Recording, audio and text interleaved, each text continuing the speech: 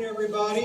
Everybody that's here, and if you ain't here, shame on you, and we'll pray for you. Don't go to hell for not coming to church. We'll pray for you to get off your vacation. Well, we're still in life after death, and Jesus is using parables. This is part one about life after death. And as you get older, do you think about? Could I have a lesson? It's right there in the table, isn't it? Huh? Oh, I didn't see it. I'm sorry. Snuck up on you. As you get older, do you think about life after death more than when you was younger? How about you guys? I try not to think about it. Try not to think about it. I get thinking who I'm going to have to pay ahead of time to be pallbearers and stuff like that. Well, yeah. You just never know. You ever wonder how people will think about you when you're gone? What your legacy will be? Sometimes you got to be careful if you ask somebody if they're honest with you about who they think you are and how they see you. Yeah. It'd be a little scary. People may not see you the way you see I don't want to yourself. know how they think of me. Yeah. But sometimes you got to think about, it's like your kids and everything else. You know, what are the stories they're going to tell about you, like what you tell about your parents and what they do and stuff like that. How they'll see you, you know, and things like that. Then you get where you don't care. You just wish they'd move out. But Bible teaches that the way we live now will affect how we live in the afterlife. That's pretty simple, right? Everybody has eternal life. It's just up to us to choose the destination, or that destination, and how we treat each other, and we accept Christ, not depending on where we live our life. But we ought to be preparing for the next life, and we do that just by doing our best here, and think about this world as just being temporary, and it's a short period of time when you think about eternal stuff. We shouldn't get caught up in anything here to the point that it distracts us from the goal of getting closer to Christ.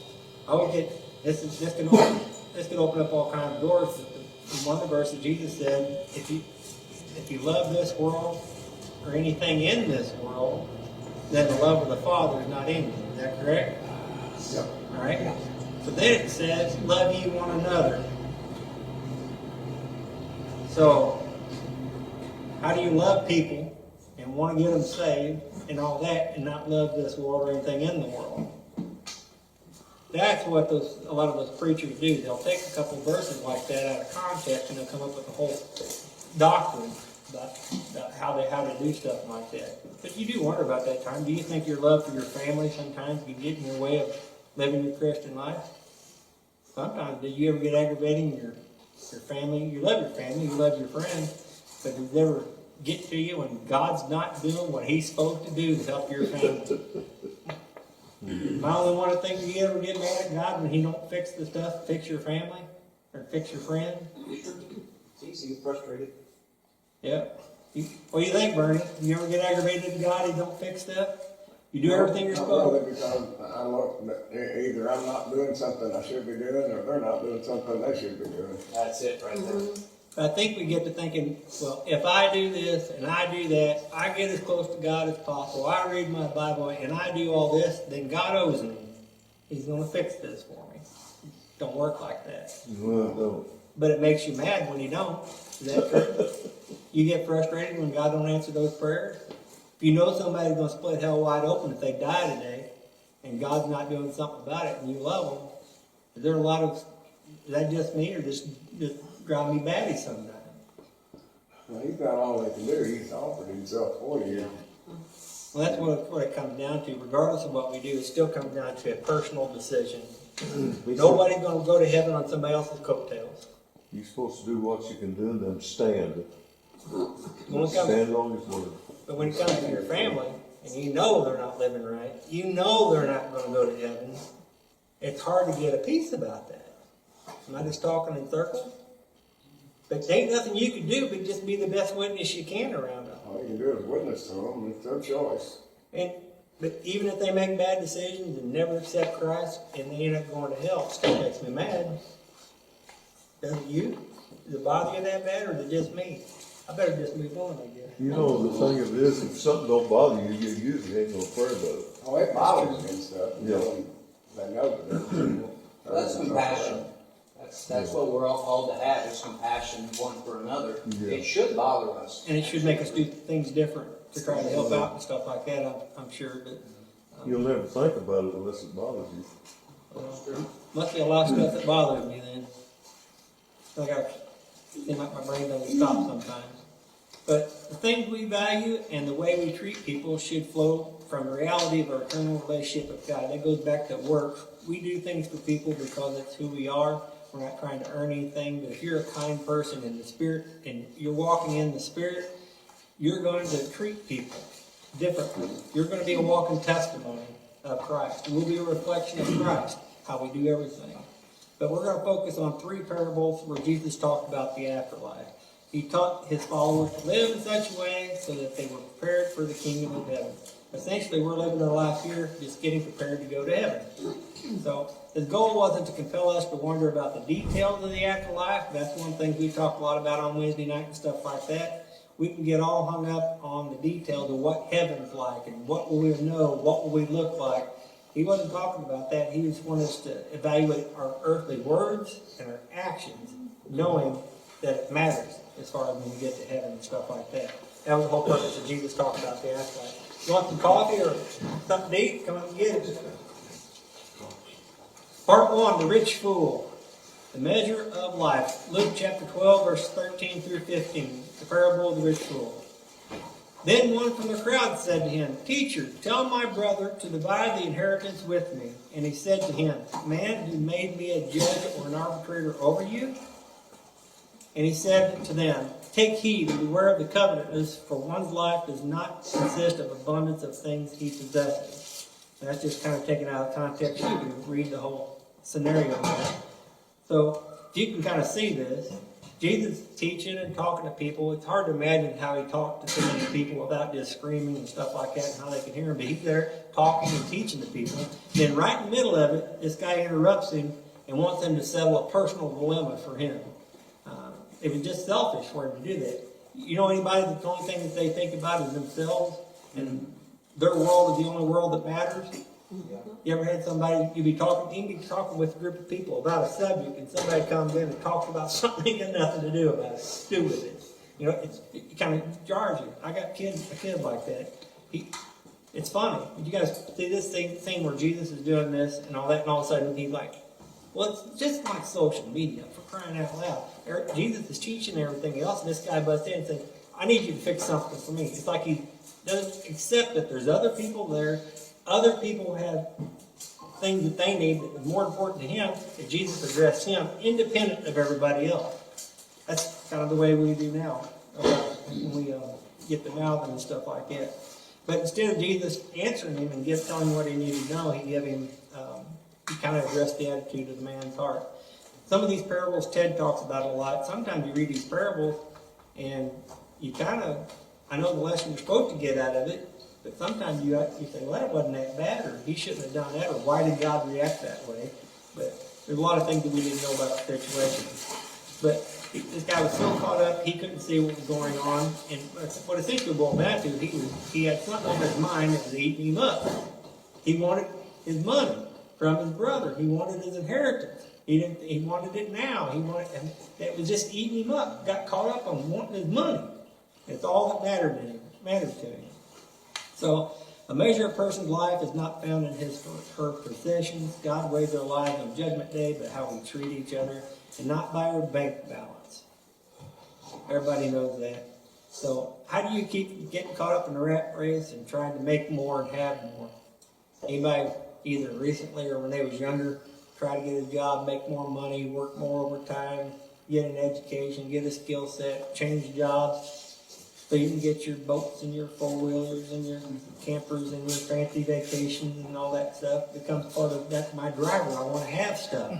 I want to do stuff. Or I want a bunch of money in 401k or this or that. That becomes who you are. You get caught up in it. It's hard not to get caught up in that sometimes because you want to be successful. And again, I go back to kids. You got kids, you want them to have stuff. It's true. You'll do all kinds of stuff to help your kids up. And even go into debt to do things for your kids. Now, how can that be a bad thing that you're wanting to help your kids out and do something for them? Well, it is a bad thing because your mind's not in the right place. So he who dies with the most toys still dies. They used to say he who dies with the most toys wins. So you're still dead, you know. So storing the right things. Luke chapter 12, verse 16 through 21. Then he spoke a parable to them, saying, The ground of a certain rich man yielded plentifully, and he thought within himself, saying, what shall I do, since I have no room to store my crops? He had so much he didn't have a place to put it. Boy, I'd like to experience that one day with me. So he said, I'll do this. I'll pull down my barns, build greater, and there I will store up all my crops and all my goods. And I will say to my soul, soul, you have many goods laid up for many years. Take your ease, eat, drink, and be merry. But God said to him, fool, this night your soul will be required of you. Then whose will those things be which you have been provided? So he who lays up treasure for himself and is not rich towards God, so is he figured out. Well, there's a lot of stuff here. Depends on your perception of stuff. You got to be a good steward with the money. God blesses you with the job to make money. You got to do what you're supposed to do to help people, provide for your family, and you want to do all that. And that's absolutely good. But you can cross a line where you start storing up so much, and that's all you think about, to the point that you don't see needs around you. As you get older, 401k. You get close to retiring and stuff, you get thinking, how much money have I got in my 401k? There's nothing wrong with that, because you're going to not be able to work at some point, and you got to live off that money, right? Mm-hmm. So how can that be wrong? But it's a little bit like what this was here. He's storing up money for the future. God said, well, you may not have a future. You die today, what are you going to do? So all of us are hoarders in one way or another. We all kind of got some things that we hold on to. We got a shed full of something that we just hoard on to stuff. But Jesus often used exaggerated versions of everyday situations to kind of communicate spiritual truth. He took this situation and made an example that was extreme so they could understand what he's talking about. Doesn't sound like a bad idea to me. I got to think about it. If he planted a bunch of crops and he had such a big yield and he didn't have barns big enough to put them, well, why wouldn't you build that? What are you going to do? Why wouldn't you build bigger barns to put them up? Sound like a good idea, don't it, Bernie? Well, that's one of those things the Bible doesn't really tell you, and you really don't know the intention of the man's heart. You don't know what he did and stuff like that, but you can tell by Jesus' response that this guy had a heart problem. He had a spiritual problem. Should give the extra to the hungry, the poor. Yeah. Well, the foolish part comes in, though, when he didn't consider God in his plan. Not once did he say, hey, I can use this money to bless the poor, or I can do whatever, let God help him spend that money. It doesn't say how his choices affected people around him either. He may have had a bunch of people working for him, working themselves to death just to do what he doesn't say all that stuff. So if the Bible doesn't say it, I don't like to pretend like I know. But we know there had to be more to it, more to his spiritual or his heart problem for Jesus to address it this way. You guys all know people that, I've got a kid like that. When it comes to money, he's brutal.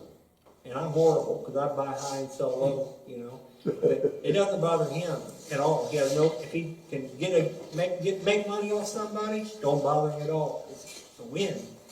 And I always feel like if I make money off somebody, I'm doing something wrong. Yeah. But that's wrong too. God puts us here to make good decisions and stuff like that. Bottom line is, we don't know what was in this guy's heart and why he thought about that. But the big thing here was, he think about it, he said, well, I'm going to save up all this money, I'm going to put it over here in these storehouses, I'm going to kick back, and I'm going to party, and I'm never going to have to work again. Sounds pretty good.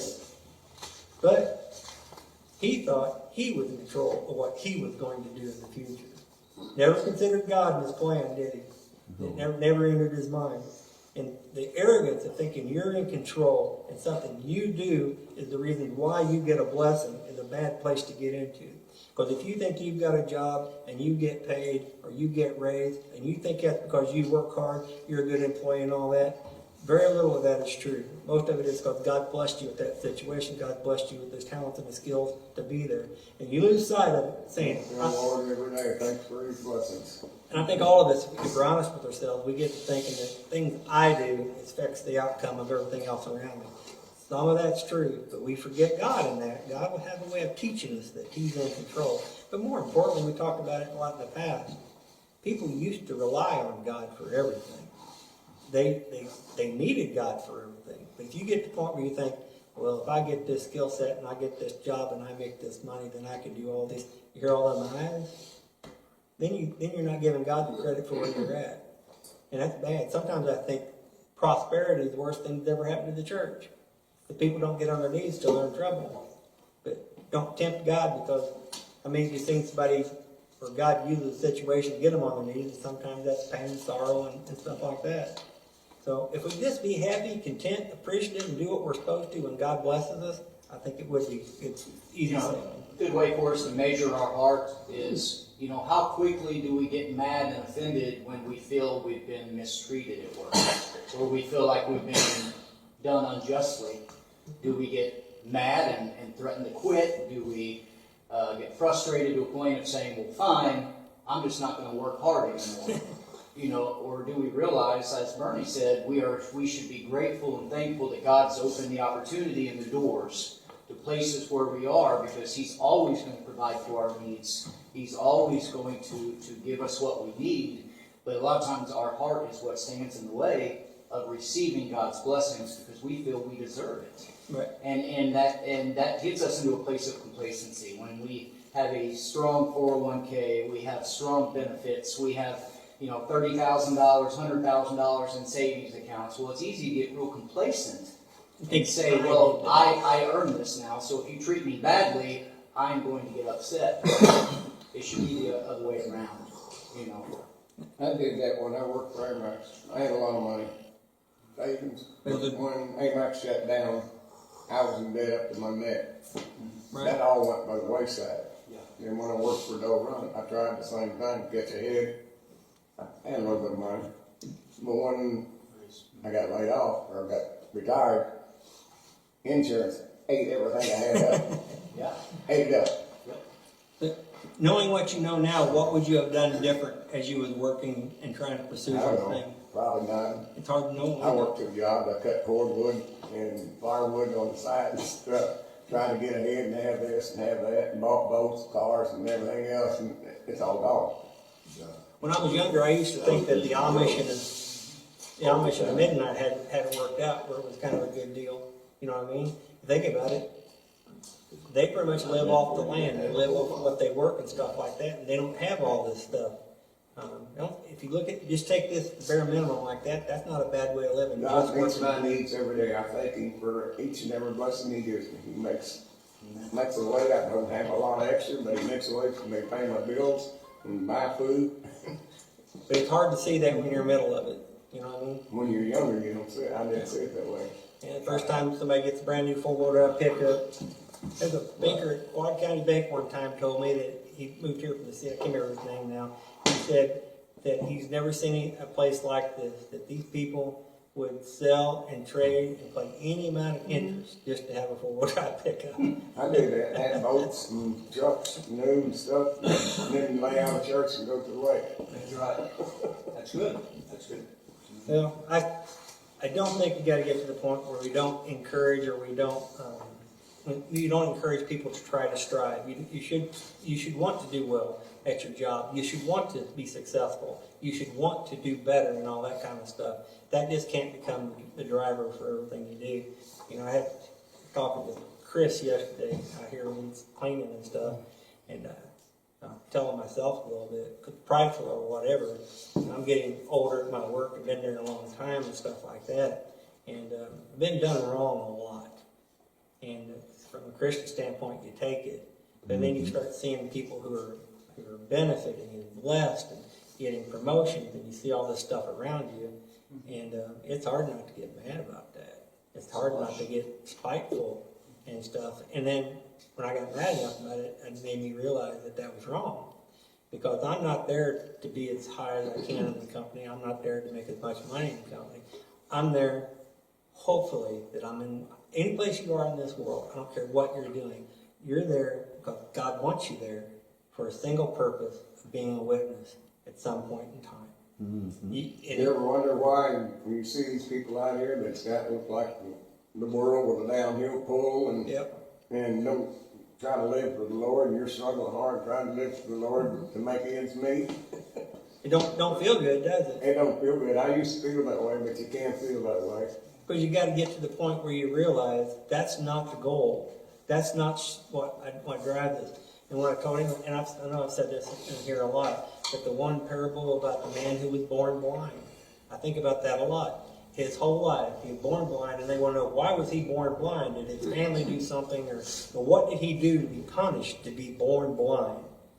And Jesus said he was born blind for this moment right now, where he's going to be healed of his sight, so all these people can see the power of God. So you think about that in your life. You go every day, you go to work, you do all this stuff, you deal with the injustice, you deal with the unfairness and stuff like that, and you may never feel like God's using you for anything other than a paycheck for everybody else or whatnot. But you could be doing all that for one conversation with the right person that changes their life to accept Christ. So all that time, all those decades, all those years could be for one single point in time. Okay. Think about that. Huh? And if you can use that as rationalizations or justifications, you can put up with a lot of nonsense and a lot of things that are hurtful, a lot of things that are wrong. You just keep being who you are and keep walking in the Spirit. And if you're doing what God puts you to do, They'll come to you. yeah. But even if it's one time out of 30 years of working for somebody, if it's for one conversation or one moment, Still that's worth good it. enough. Still worth it. It's still worth it. So you can't let all to try to deny that there's not nonsense and unfair, unjust, and just horrible things that happen to you. You ever wonder, those little children I see on TV that's got diseases and crippled Yep. stuff, I wonder, I told the Lord the other day, I said, what have they done wrong? Yeah. They didn't do nothing wrong, they've not even had a chance in life. Yeah. It's hard to take all of that. I mean, you take someone like me that's lived 90% of his life wickedly, and God's blessed. Wonder why sometimes. Well, it's because you have an appreciation of what God brought you out of, and that's the best witness you could have. Because you have a love and appreciation for that. It's no different than Mary Magdalene and the rest of them. Jesus pulled her up out of just about the worst things they were, and she loved him. It's because how much she appreciated him. You have an appreciation for God because do you deserve to go to heaven, Bernie? Do what? Do you deserve to go to heaven? No. That's the understanding of grace. And if you understand grace, it'll take care of a lot of stuff. But I thank him every day for every blessing. Well, And trying to tolerate and survive in this life, the closer we stay to the Spirit and the closer we stay in the Word of God and that relationship, the more we can tolerate of the world. The less we're away from God, the further our faith falls and plummets. Everything else begins to fall and plummet also, including the way we see things, and the way we think, and the way we're able to allow the devil to reign in our minds instead of taking control of those thoughts and those actions. just from a worldly standpoint, the verse in Ephesians where it says we don't fight against flesh and blood, but against principalities.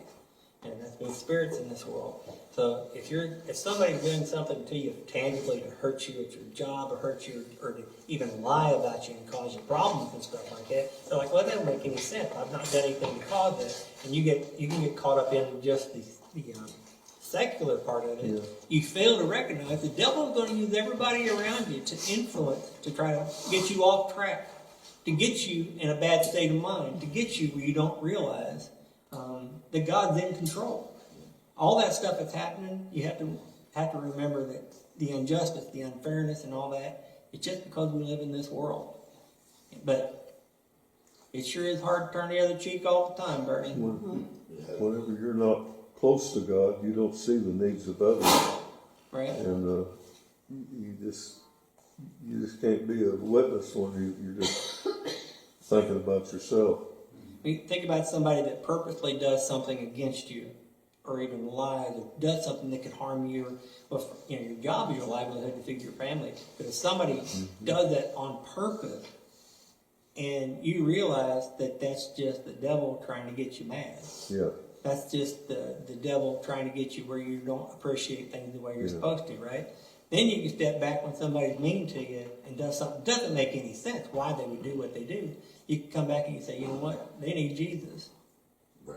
That's a whole other work.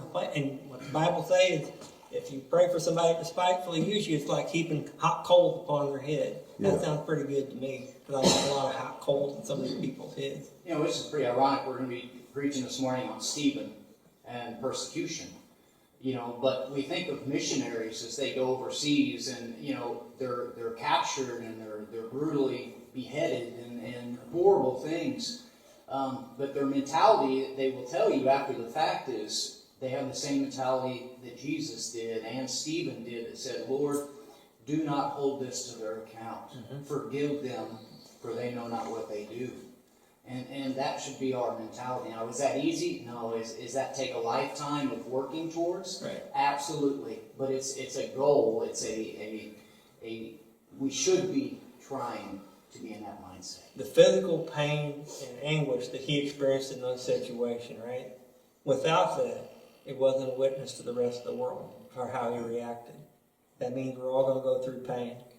Stuff like that. It's not in the lesson, but I heard this somewhere and it kind of struck me. You know, when the disciples was in the boat and they was rowing and the storm came up and Jesus came walking on the water, one of the disciples, he said one part of it was a little different than the other one. And it was, they looked out and they saw Jesus walking on the water, but he was going to go past until they cried out to him. He was perfectly okay with letting them go through the storm and deal with it. But that one of them said that, one of them didn't. We got to remember that sometimes too. When you get stoned to death and people doing you wrong, it's opportunity to be a witness, because it doesn't make any sense to be kind when people are being mean to you. But this guy, he was just all about money, and God controls our every breath. We got to focus on our relationship with God and not on the things in this world, regardless of what's going on in your life. If it distracts you from being close to Christ, you really need to put it in its place. I don't care if it's hobbies, I don't care if it's wrongdoings, I don't care what it is. You really need to put it in perspective.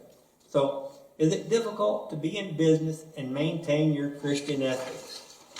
If Ted was here, he could give us a half-hour dissertation on it. But, yes? I do it on a daily. To maintain your business ethics? It's hard, isn't it? There's people trying to get you off that. Yeah. I know when I had the hockey rink years ago and stuff like that, and whenever I sold it, there was a bunch of bills that I technically didn't have to pay, but I could not stand not paying it. Well, that left me with nothing. But those people that in business, that doesn't bother them. I don't know if they're right or wrong in those situations, but it's, you know, people in business, they just look at money different and things like that. It's hard. I'll just say that. I'm not saying you can't be in business and have Christian ethics. I'm just saying you better be close to Christ, because you'll be challenged to try to get you off that. All right. The unjust steward, a worldly example. Luke chapter 16, verse 1 through 7. He also said to his disciples, there was a certain rich man who had a steward, and an accusation was brought to him that this man was wasting his goods. So he called him and said to him, what is this I hear about you? Give an account of your stewardship, for you can no longer be a steward. Then the steward said within himself, what shall I do? For my master is taking my stewardship away from me. I cannot dig. I'm ashamed to beg. I have resolved what to do, that I'm going to put out the stewardship that may receive me into their houses. That's kind of a lot of words there. I mean, he's getting ready to lose his job. So he started he thought, well, I'll just contact all these people I do business with. So he called every one of his master's debtors to him and said to the first, how much do you owe my master? And he said, 100 measures of oil. So he said to him, take your bill and sit down quickly and write 50. Then he said to another, how much do you owe? He said, 100 measures of wheat. And he said to him, take your bill and write out 80. So this is one of those parables that it's hard to understand some of the stuff of what story he's trying to tell here. But you got two characters. You got a guy who owns a business, and you got somebody that works for him. Both these people are flawed in how they go about stuff. Some of it's just kind of difficult to understand. But essentially, the rich man was charging unreasonable interest to people. He was taking advantage of people who borrowed from him or whatever. And the steward, he just wasn't very good at his job. If you've had to hire people and get them to work today, you know that this is not enjoyable. But he didn't. The thing funny about this, he didn't argue that he was bad at his job. When his boss challenged on him, he didn't even argue about it. He must have knew he wasn't doing a very good job. But he was too weak. He's out too weak to work manual labor and too proud to beg. At least he knew who he was. So he had to come up with another plan. And so what he did, he knew he was going to be got fired. He went to his boss and clients and reduced the interest that the boss was charging them. And the whole part of that was that when he got fired, maybe these people would say, "Hey, I'll give him a job. He was nice to me." Now, that's where it gets a little tricky. So was there anything immoral in either the rich man or the steward's behavior? Did any of them really do anything wrong? Kind of tricky, isn't it? This is one of them where both of them are flawed. But I'd say both of them were immoral. both of them were immoral in some way or another. Mm-hmm. This is because the reason I say it's hard to you don't have enough of the backstory. You don't have enough of the history about why we got in this situation. So we'll just go on and see what the rest of it says. Heavenly principle, Luke chapter 16, verses 8 through 12. So the master commended the unjust steward because he had dealt shrewdly. I'll just stop there. So now the master, or the boss, is saying, that was pretty slick what you just did. So he's giving him credit for being shrewd. For the sons of this world are more shrewd in their generation than the sons of light. And I say to you, make friends for yourself by unrighteous mammon, that when you fail, they may receive you into everlasting home. He who is faithful in the least is faithful also in much, and he who is also unjust in what is least is also unjust in much. Therefore, if you have not been faithful in the unrighteous mammon, who will commit to your trust the true riches? And if you have not been faithful in what another man's, who will give you what is your own? I'm sure you guys understood every piece of that. It's like sometimes that stuff talks in circles, but we'll try to get through it anyway. But the servant was using a worldly strategy and worldly resources to solve his dilemma. I mean, well, what would you do when you think you're getting ready to lose your livelihood? You know what I mean? Put you in a bad situation. But what Jesus was suggesting, that people use their worldly resources to make an internal investment. If God has given you a skill set and you can be able to make a living with that, use it. Sometimes being shrewd in business is a skill set that God can use. It's hard to say that, but it's true. The rich man grudgingly admired his servant for being so clever. That's crazy to me. But, you know, this guy must not have been real righteous himself, or he wouldn't have thought that was a pretty good idea for all the crookedness. But Jesus also encourages us to be clever as we prepare for our future in God's kingdom. Now, some of this can get to, you can chase this. We got to live in this world. We got to be of this world. And sometimes you may have to be friends, acquaintances, or business relationships with a lot of ungodly people. But you still got to, but you still got to live. You still got to have business and things like that. God's saying, make friends with them. It's okay to make friends with them to try to get by. But we should show our generosity with our earthly wealth to make friends. That's what it's also said too. You can buy your friends, I guess. But Jesus also stressed the importance of his followers being faithful, honest, and trustworthy. Now this is conflicting for me. Being faithful, honest, and trustworthy, and then being almost crooked in business, it's hard to put those two things together. But there is a line there that we'll all have to cross one way or the other. If you're doing something you know it's just wrong, it's immoral, unethical, you really shouldn't do it. I don't care if you're in business or not. There's nothing wrong with being wealthy, but there's a lot wrong with dying wealthy. Who said that? Tudor. Tudor used to say that.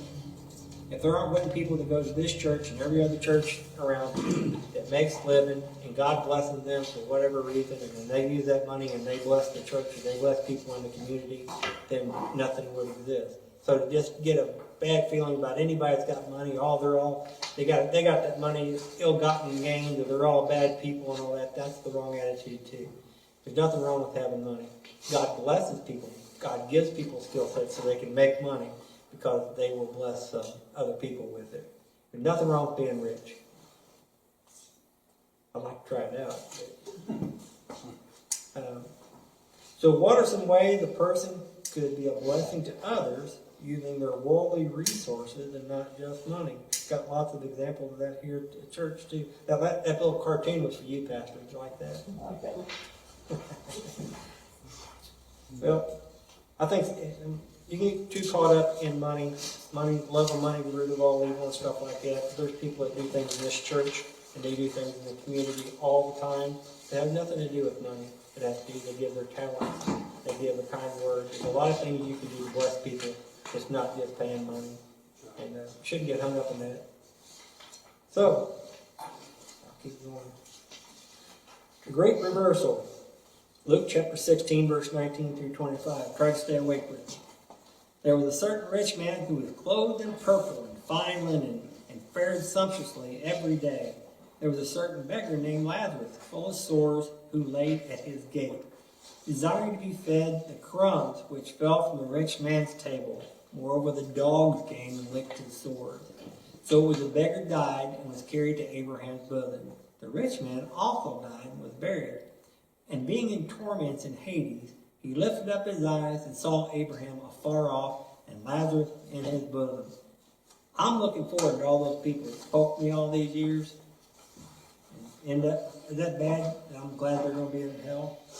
I ain't going that far, but it kind of makes you think about it, don't you? All those people that may have done you wrong all the years and everything else. But this is more of a parable. I don't think it's actually it is how it is in the afterlife. Jesus is just making a point here.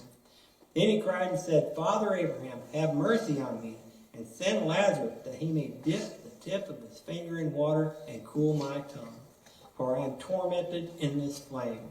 But Abraham said, Son, remember that in your lifetime you received your good things, and likewise Lazarus evil things. But now he is comforted, and you are tormented. There's a lot there. You could probably preach a dozen sermons on that. But what this world honors is detestable on the side of God. If you look at all the famous people, wealthy people, or people that look up to, whether it's sports or entertainment and all these people, the world looks at it like, wow, look at what they have, look what they've done, all kinds of things. Most of them are just detestable in everything they stand for in the eyes of God.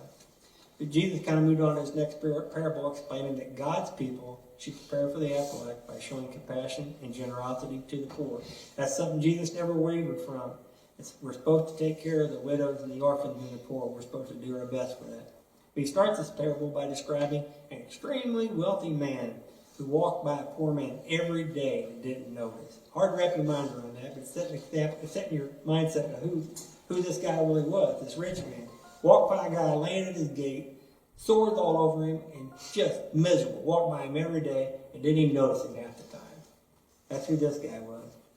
He was so focused on his own life, he couldn't be bothered to even glance at that poor man lying near his home in pain. He got so caught up in his life and who he was, didn't even bother him. So then it takes about a turnabout when they die. The rich man is in agony, the poor man with the bosom of Abraham. So essentially, Jesus elevates the lowly and condemns the proud. You can be proud here, you can get all your rewards here, you can have all that stuff here you want, but it won't stand the fire. Don't matter. So great success or poverty in this world doesn't dictate the outcome of the next. If you're poor, don't mean you're going to be necessarily go to heaven. If you're rich, it don't necessarily mean you're going to go to hell. But what you do with it matters. So you just can't use your earthly blessings for selfish reasons, but you got to lift up those in need. That's where it gets a little tricky, especially when you get older. There's lots of needs. There's lots of people that need stuff.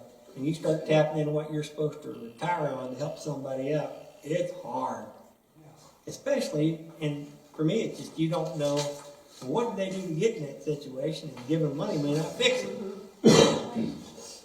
You'll say something, Barry?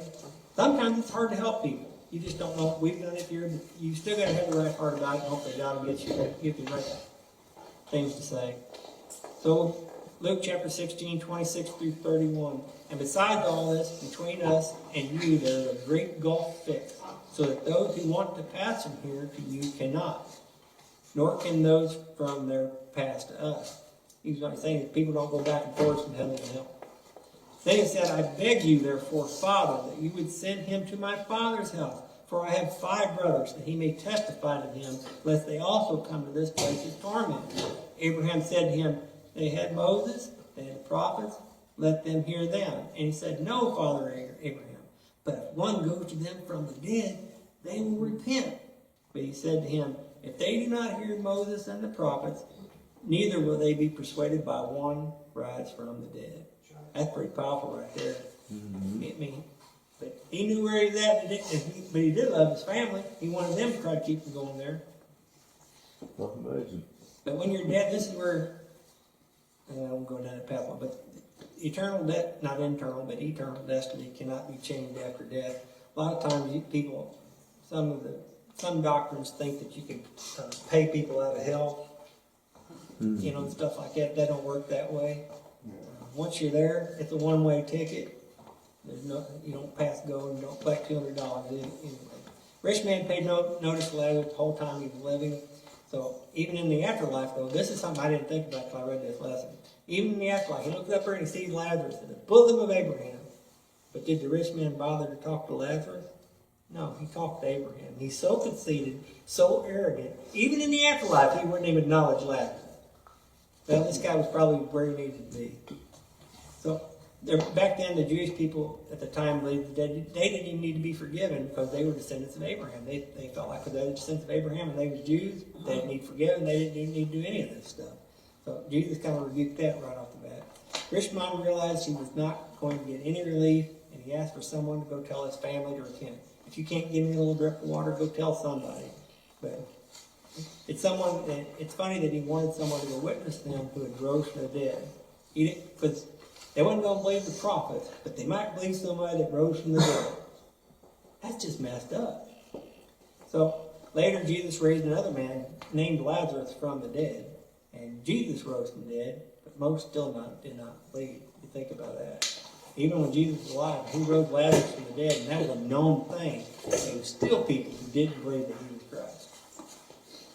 So I'll read my little paragraph and we can leave. Every person is eternal, not internal. Eternal destiny is determined in this life. Our time is short, if you think of it from an eternal perspective. So we should seek to have a rich relationship with God, not a rich relationship with things here. Wisely and compassionately use of our time and resources we've been given.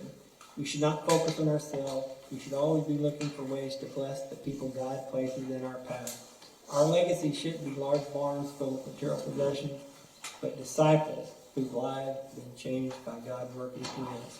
There's only one thing better than going to heaven, and that's taking somebody with us.